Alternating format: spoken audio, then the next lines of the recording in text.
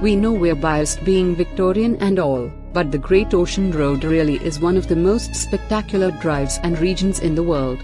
What makes it even more special is its diversity. Old-growth tempera trails tourists kiss the shores where world-class surf breaks, or inspiring limestone cliffs burn orange in the sun while the Southern Ocean rages, and sleepy seaside towns are welcoming and friendly. There are plenty of amazing things to do on the Great Ocean Road, whether it's adventure and nature, gourmet delights, or simply a relaxing few days away you seek. Being Melburnians through and through, we've actually managed to make our way through most of the Great Ocean Road's highlights over the years, which is why we've put together this guide to the best things to see, do, and eat in one of our favorite places in Victoria. Experience the rugged beauty along the southwest coast of Victoria by setting off along one of the world's most scenic coastal drives. The spectacular Great Ocean Road hugs the seaside cliffs that snake along the wild and windswept Southern Ocean. The striking vistas along the iconic road evoke awe with craggy cliffs, empty beaches and soaring bluffs, flanked by brilliant green countryside. Add epic surf, native wildlife, unforgettable hiking and biking trails, and you will find plenty of things to see and do around every curve. Where and what is the Great Ocean Road? One of the world's most spectacular coastal drives, the Great Ocean Road stretches more than 240 kilometers from the Victorian coastal town of Torquay, just 1.5 hours from Melbourne, to Allansford, right before the rural hub of Warrnambool. What many people don't know is that the Great Ocean Road is also the world's longest war memorial, built by returned WW1 soldiers as a memorial for all those who lost their lives in the war. Today, it's one of Australia's biggest tourist destinations, and is extremely popular with both locals and tourists alike. Taking a road trip along the Great Ocean Road kind of goes without saying, full of bends and epic views. Actually making the drive is probably the greatest attraction of the whole Great Ocean Road. The whole 243 kilometers stretch of road between Torquay and Allansford is stunning and varied, from rugged coastlines to thick forested roads, but our personal favorite is the stretch between Lawn and Apollo Bay, where the views are insanely epic the whole way. Make good use of the viewpoint turnouts, and ensure your camera batteries are fully charged. You'll want to capture every breathtaking bend. I mean, did you even go to the Great Ocean Road if you didn't get a photo of the Great Ocean Road sign? Didn't think so. Erected in honor of the 3,000 returned WWI soldiers who built the road by hand between 1919 and 1932, the wooden arch marks the start of the road and is probably the most iconic and Instagrammed section of the entire Great Ocean Road. There's a car park to the left of the arch where you can safely park, and there's space along the side of the road to take photos. The area does become chaotically busy during peak times, so please be careful. The burly stretch of the Southern Ocean coastline that severs mainland Australia from the island state of Tasmania, the last stop before Antarctica, is rugged and breathtaking, and infamous for its treacherous seas too. So infamous, in fact, that the 130 kilometers stretch of the Great Ocean Road from Cape Otway through to Port Fairy is known as the Shipwreck Coast, where almost 700 ships and their crews met their end during the late 19th and early 20th centuries. Of these, only about 200 have ever been recovered again, the most famous of which is the Lockhart. See below. For many early European settlers looking to make their fortunes in the goldfields or pastures of colonial Australia, this coast was their first, and last, sighting of Australian land. Rugged and breathtaking on sunny days when the turquoise waves beat against the sheer sandstone cliffs, it's not hard to see how ships could be swallowed whole and splintered by the violent and unrelenting conditions in bad weather. Of all the very best things to do on the Great Ocean Road, the number one and hands down most popular is, of course, the 12 Apostles. Read our guide here. While it's worth nothing that there are no longer 12, 4 having eroded and crashed into the ocean below, the 8 remaining limestone stacks are still an incredible sight to witness. The stacks were formed more than 20 million years ago, and were once part of the mainland. As the wind and water gradually wore down the coastline, these stacks were left in the wake of the retreating land. There's a boardwalk here that takes you all along the best viewpoints of the Apostles and the stunning coastline beyond it, with plenty of epic photography opportunities. Just a few minutes drive from the 12 Apostles is the Lockhart Gorge, one of the most popular stops along the Great Ocean Road, beckoning visitors with epic views of the crumbling cliffs that almost encase the pretty beach below. But while the views are worth the visit alone, a long-ago story of survival that played out here adds a sense of awe and mystery to the place too. On June 1, 1878, a soupy fog caused the crew of the Lockhart to become confused and lost, and the iron-hulled ship was wrecked at the base of nearby Muttonbird Island. There were only two survivors: wealthy 17-year-old Eva Carmichael, who had traveled with her family for new life in the colonies, and Tom Pierce, a teenage ship's apprentice. After making it safely ashore thanks to an upturned lifeboat, Tom heard cries from the water and spotted Eva drifting, barely conscious, at the gorge's mouth. Swimming back out, he bravely struggled for an hour to drag her to shore. Once there, they took shelter in a cave before Tom eventually scaled the sandstone cliffs to seek help from the nearby Glen Umple station. In a region where nature's beauty is all around, the place where the meandering Sherbrooke River meets the Southern Ocean is where all its wild, powerful glory can be felt full force. It's hard to adequately describe the rawness of 12-foot waves pounding against the rocks on one side of the bay and crashing like thunder on the sandy shoreline on the other, except to say that it's definitely a stop you need to add to your Great Ocean Road itinerary. It is possible to walk out along the limestone rock outcrop, but a word of extreme caution is necessary. Freak waves and huge sprays occur at random and are extremely powerful. Staying a safe distance from the edge is definitely recommended. You'll see the power of the Great Ocean Road everywhere you visit on your travels here, but at the Thunder Cave you'll hear it too. The Thunder Cave is a narrow cave and gorge that the ocean rushes quickly into, and then booms like a crack of thunder as it folds back on itself and the walls of the cave. While there's not too much more to the lookout, it's still mesmerizing watching the water swell and anticipating the thunder sound. The Gibson Steps are one of the few places in the Port Campbell National Park that allow for proper beach access, and in doing so, offer up a totally different perspective of the famous 12 Apostles. Once 86 narrow steps that were hand-carved into the cliffs by 19th century landowner Hugh Gibson, today the narrow staircase has been replaced by a far sturdier concrete version with safety railings. These lead you down to the beach, where cliffs tower above as you wander along the sand, foamy waves pummel the shore, and the limestone stacks of the remaining Apostles loom overhead just a few meters away. It's an awe-inspiring place to be, and unsurprisingly is one of the most popular things to see on the Great Ocean Road.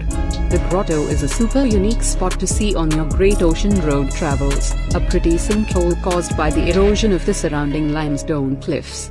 As the cliffs have fallen away, they've left a kind of window in their wake, through which you can take in the beauty of the calm rock pool. It almost looks like a peaceful spa bath, offset by the rolling sea behind it. The stairs down to the grotto are reasonably steep, but totally fine for anyone who can manage stairs normally. If its name has you singing London Bridge is falling down, then you'd definitely be right. London Bridge is a limestone archway just offshore that was once connected to the mainland. True to its name, part of the rock formation actually collapsed in January 1990, creating the sheer cliffside that you see today. Thankfully no one was hurt, but 2 tourists did get stranded on the remaining arch and had to be rescued by helicopter. Nowhere near as famous as the 12 Apostles, but just as impressive in our view, the Bay of Islands is a collection of pale limestone stacks buffeted by the heavy waves of the Southern Ocean. The Bay of Islands is about 25 minutes past the 12 Apostles, near Peterborough. They are particularly beautiful at sunset, and there's a short boardwalk along the coastline where you can take in the best views. With similar scenery to the Apostles yet half the crowds, this is definitely one of the more underrated places to visit along the Great Ocean Road. Walking through a forest at floor level is so yesterday. These days a walk through the forest canopy is where the fun's at. Detour a little off the Great Ocean Road and you'll discover the Otway Fly Treetop Adventures, Book your tickets here, where you can take an hour-long 25 meters high treetop walk amongst the magnificent forest of giant myrtle beech, blackwood, and mountain ash trees. There's also a spiral staircase that takes you up to the canopy viewing platform, though don't be surprised if the trees continue to tower over you, where you can get a unique perspective on the fern-covered forest floor too. The Great Ocean Road boasts some of the most spectacular waterfalls in the whole of Victoria, thanks to the cool temperate rainforest of the Torquay National Park and surrounds. Each of the falls is super unique, but one thing definitely binds them: all are extremely picturesque, with lush ferns and towering trees that give way to tumbling waterfalls that wouldn't look out of place on a postcard from Bali. Here are a few of our favorite waterfalls in the Otways. When the summer sun gets too much in lawn, there's one place where respite can always be found. About 10 minutes drive from lawn itself, the misty 30 meters high Erskine Falls tower above lush green conifers and moss-laced rock, and are always a dang sight cooler than anywhere else in the area. During low water, you can cross the river and explore right up to the falls themselves. In summer, it makes for a perfect swimming hole to escape the heat. Just make sure the levels aren't too high. We'd recommend proper shoes, as the path and river crossing can be slippery and muddy, plus snakes can be found here in summer. Nestled amongst the thick green rainforest of the Torquay National Park, the town falls cascade 30 meters to the rocky pools below. Picturesque as it may be, the wonderfully placed fallen tree at the bottom of the falls provides an ethereal quality that takes this waterfall from good to pure nature froth. The walk down, while steep and slippery, is actually quick and easy. And best of all, it's only a short detour off the Great Ocean Road, through some of the most scenic countryside in Victoria. If you're lucky, you might spot some shy platypus here too, as the area is important habitat for some of Australia's best-loved famous animals. In terms of your overall experience as a visitor, we feel that Triplet Falls is actually the nicest of the bunch: wide pathways, a unique cascade-style waterfall, and plenty of spots to stop and catch the view. The 45 to 60 minute hiking trail follows a loop that runs along the river the whole time and takes in 4 viewing points of the area, 1 for the tree canopy and 3 for the falls themselves. It will also take you through pretty forest and past some historical relics of the huge logging industry that operated here last century. Where some of the other falls are a little like a theme park, Triplet Falls feels more like a natural wonderland where the sound of rushing water and birdsong through the forest is all around you as you wander through. Hidden by a thick forest of mountain ash, myrtle beech, and the iconic thick ferns the Otways are known for, the picture-perfect beach and waterfall is definitely worth the somewhat strenuous and steep hike to get there. The falls are about 20 meters high and tumble over a ledge towards the mossy pool below. The hike to the falls is about 1.5 hours from the car park, and does require a decent level of mobility and fitness. Also, in typical Aussie butchering of language, these are actually pronounced Beecham Falls. The Otways Californian Redwood Forest is one of the best-kept secrets of Victoria, like the Warburton Redwood Forest used to be. Wondering how a bunch of Californian redwoods have taken root so far from home? The 85-year-old plantation is left over from the logging industry that used to operate here in the 1930s. Today, the 60 meters high trees make for an enchanting, peaceful place to wander through. Built in 1848, the Cape Otway Light Station is widely regarded as Australia's oldest and most important remaining lighthouse, having guided ships past the confluence of Bass Strait and the Southern Ocean for centuries.